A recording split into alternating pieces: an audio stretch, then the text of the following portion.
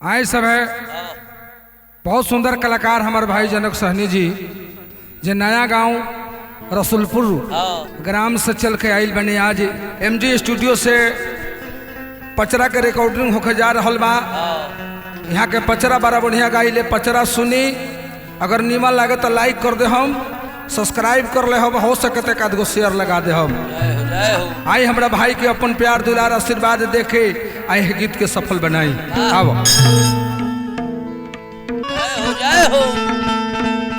सारा साथी मैया तो है परदानी मैया है साया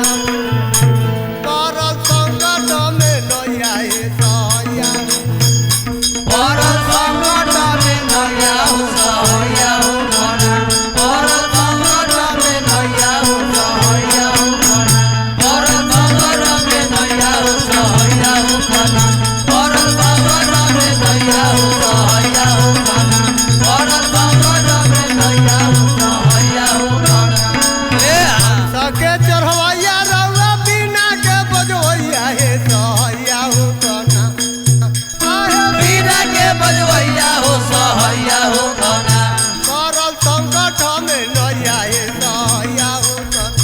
परल संकट में नैया हो सहैया हो कना परल संकट में नैया हो सहैया हो कना परल संकट में नैया हो सहैया हो कना परल संकट में नैया हो सहैया हो कना साके चढ़वैया रउआ बिना के बजवैया हे सहैया हो आए बिना के बजवैया हो सहैया हो कना परल संकट में नैया हे सहैया हो कना परल संकट में नैया हो सहैया हो कना परल संकट में नैया हो सहैया हो कना परल संकट में नैया हो सहैया हो कना परल संकट में नैया हो सहैया हो कना। और का भय रहे भाई कहले रहे आ तभी दिया में आगर बारू बुद्धि के खजाना हे सहैया हो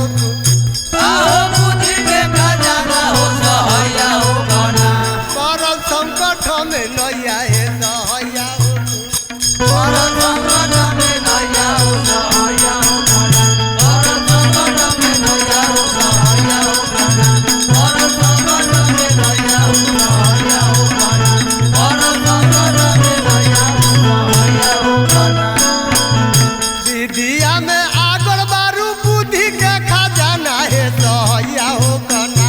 आहो बुद्धि के खजाना हो सहैया हो कना परल संकट में नैया हे सहैया हो कना परल संकट में नैया हो सहैया हो कना परल संकट में नैया हो सहैया हो कना परल संकट में नैया हो सहैया हो कना परल संकट में नैया हो सहैया हो कना परल संकट में नैया हो सहैया हो कना फूटल बार नैया मैया टूटल गोरू आरी हे सहैया हो अरे टूटल गोरू आरी हो सहैया हो कना टूटल बार नैया मैया टूटल गोरू आरी हे सहैया हो गुना अरे टूटल गोरू आरी हो सहैया हो कना परल संकट में नैया हे सहैया हो कना परल संकट में नैया हो सहैया हो कना परल संकट में नैया हो सहैया हो कना परल संकट में नैया हो सहैया हो कना परल संकट में नैया हो सहैया हो कना बहे पुरवैया मैया नैया डगमगाले सहैया हो कना नैया डगमगाले हो सहैया हो कना बहे पुरवैया मैया नैया डगमगाले सहैया हो कना नैया डगमगाले हो सहैया हो कना परल संकट में नैया हे सहैया हो कना परल संकट में नैया हो सहैया हो कना परल संकट में नैया हो सहैया हो कना परल संकट में नैया हो सहैया हो कना